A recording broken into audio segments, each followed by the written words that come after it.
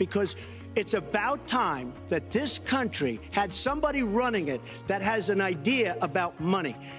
When we have $20 trillion in debt, and our country's a mess. You know, it's one thing to have $20 trillion in debt and our roads are good and our bridges are good and everything's in great shape. Our airports are like from a third world country. And we have a country that needs new roads, new tunnels, new bridges, new airports, new schools, new hospitals. And we don't have the money because it's been squandered on so many of your ideas. Let you and respond maybe and we'll because you haven't paid any federal income tax for a lot of years. And the other thing I think is important. It would be squandered too, believe me.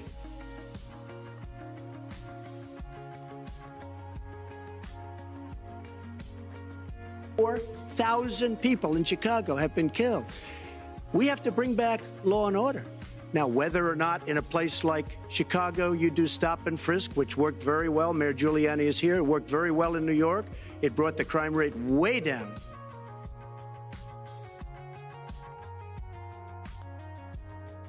Communities are being decimated by crime. Your two minutes expired, but I do want to follow up. Stop and frisk was ruled unconstitutional in New York. African-American and Hispanic people, and it's very unfair to them what our politicians are allowing to happen. Secretary Clinton. Well, I've heard Donald say this at his rallies, and it's really unfortunate that he paints such a dire, negative picture of black communities in our country.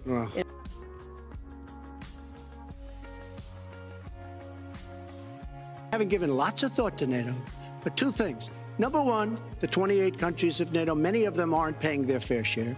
Number two, and that bothers me because we should be, we're defending them and they should at least be paying us what they're supposed to be paying by treaty and contract. And number two, I said, and very strongly, NATO could be obsolete because, and I was very strong on this, and it was actually covered very accurately in the New York Times, which is unusual.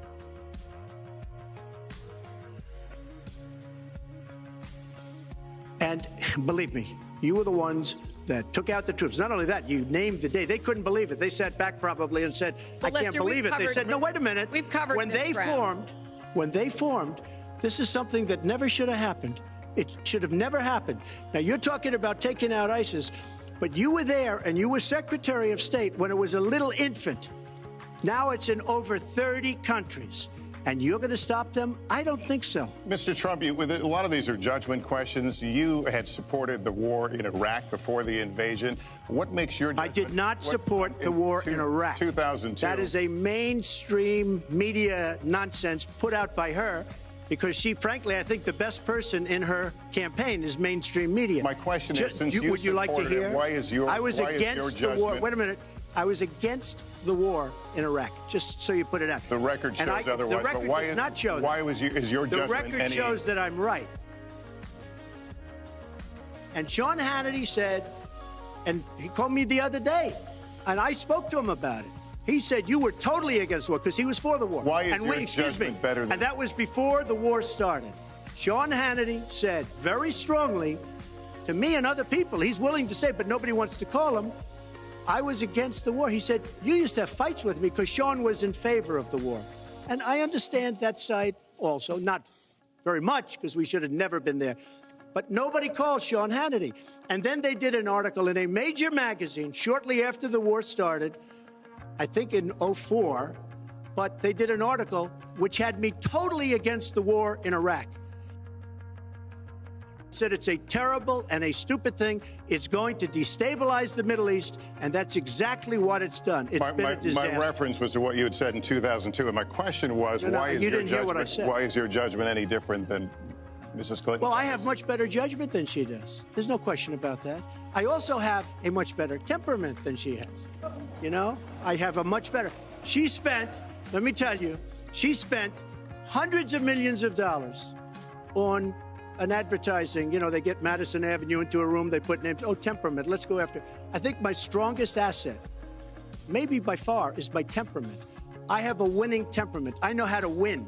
She does not know how to win. Clinton. Wait, the AFL-CIO the other day behind the blue screen. I don't know who you were talking to, Secretary Clinton, but you were totally out of control. I said, there's a person with a temperament that's got a problem. Secretary Clinton. Woo, okay. Let's talk about two important issues that were briefly mentioned by Donald. First, NATO. You know, NATO as a military alliance has something called Article 5, and basically it says this: an attack on one is an attack on all.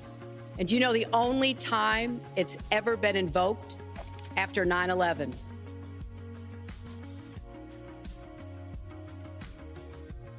The stamina. I said she doesn't have the stamina, and I don't believe she does have the stamina. To be president of this country, you need tremendous stamina. The quote was, you I just don't think she has Wait a minute, unless you presidential asked me a look. question. Did you ask me a question? You have to be able to negotiate our trade deals. You have to be able to negotiate, that's right, with Japan, with Saudi Arabia. I mean, can you imagine we're defending Saudi Arabia, and with all of the money they have, we're defending them and they're not paying? All you have to do is speak to them. Wait, you have so many different things you have to be able to do, and I don't believe that Hillary has the stamina. Let's let her respond. Well, as soon as he travels to 112 countries and negotiates a peace deal, a ceasefire, a release of dissidents, an opening of new opportunities in nations around the world, or even spends 11 hours testifying in front of a congressional committee, he can talk to me about stamina.